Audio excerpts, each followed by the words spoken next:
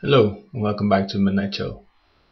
This week I have a few small differences, the first one being the microphone, so please leave a comment and let me know what the sound quality is like. Second, you might have already noticed, is the logo. As for the story, it is a story that was published in an anthology a few years back, one which I thought you all might like, so sit back, relax and enjoy the Midnight Chill.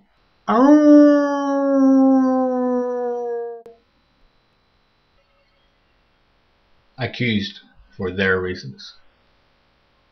You have been found guilty by our laws. Your punishment will be death. What? This is crazy. I've been set up. Can you not see that? Are you all blind? Nathan roared as two guards dragged him away from in front of the magistrate.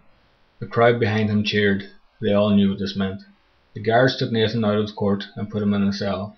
He had heard the magistrate say something as they took him away. Reading time will be at 6 p.m. Nathan was completely baffled by it and even more confused when the crowd cheered louder after it was said. Get up, one of the guards snarled as they entered his cell. Let me go. You have no right to keep me here. I did nothing wrong, Nathan pleaded as they dragged him out. They took him down a long, dark, narrow corridor. It sounded like there were people cheering outside, and it grew louder with every step. Nathan couldn't help but wonder why. Suddenly he was forced through an iron gate and into a circular pit. The cheers erupted and Nathan covered his ears. Sunlight blinded him and he looked toward the ground. Quiet! Someone roared. The voice sounded familiar. The crowd settled and Nathan manoeuvred his hands from his ears to block out the sun. He could see that he was trapped. The walls were at least 12 foot high. Hundreds of people sat looking down at him, waiting impatiently. You have been found guilty. Your punishment will be death. Nathan looked around and found the voice's owner. It was the magistrate. Guilty of what? I have committed no crime. You were found guilty at your trial. You should have spoken then. Now it is too late.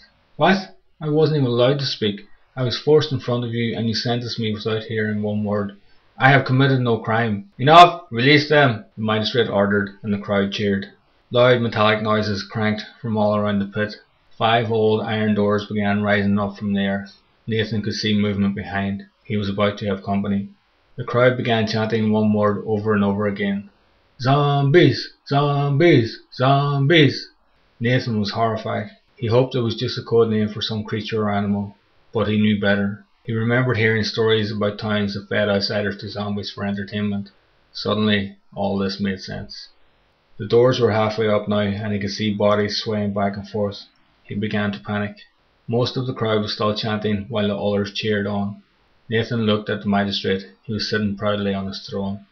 The doors were now high enough for the zombies to pass through. Nathan expected them to rush at him, but they sluggishly made their way forwards. In his confusion he relaxed and began to think. He had heard stories of how to kill them, and with them being so slow, he felt he might have a chance. He just needed a weapon.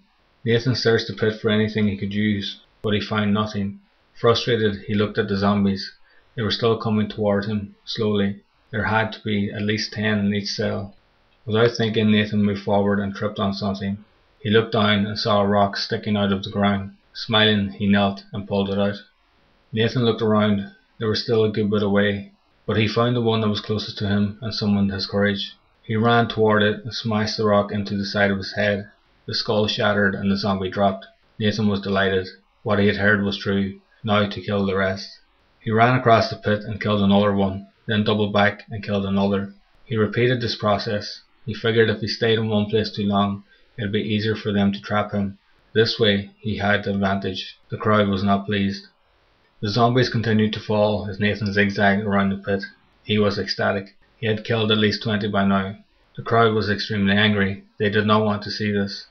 Nathan glanced up at the magistrate. He was furious. Nathan raised one cheek and half smiled at him, and then continued killing. 10 more zombies fell by his rock. He was beginning to think he was going to make it out alive, and was actually starting to enjoy it. Suddenly, pain shot throughout his leg. The crowd erupted. They had seen something they liked. Nathan fell to his knees, screaming. The crowd matched his cries with their joy. He looked at his leg. An arrow was sticking out of his thigh, and the pain was immeasurable. Nathan couldn't believe it. The bastards really did want him dead. He pulled the arrow out and attempted to stand, but the pain was too much and he fell again.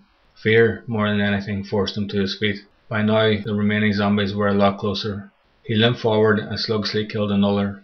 Then he tried to limp across to the next, but it was too painful, and he stopped. The zombies were almost within reaching distance. Pain exploded in his good leg and he collapsed to the ground. Without looking, he knew they had shot him with another arrow. The crowd acknowledged it with a thunderous roar. Nathan began to panic. He knew he was about to die, and not pleasantly. The zombies were now in his immediate vision and growing closer. Nathan could barely move and his legs weren't responding. Within minutes the zombies were on top of him and they began to feast. No one heard Nathan scream. The crowd's cheers were far too loud. They were satisfied, and so was the magistrate. He stood up when all that remained of Nathan was bloody bones. "Bring me more outsiders so I can judge their crimes." That's it, guys. Thanks for listening. And remember, if you like what you heard, don't forget that my books, Love's Curse and Strings, are available to buy on Amazon. Links are in the description below. Or if you'd like another taster, I'll be back next Tuesday. Until then, EOI.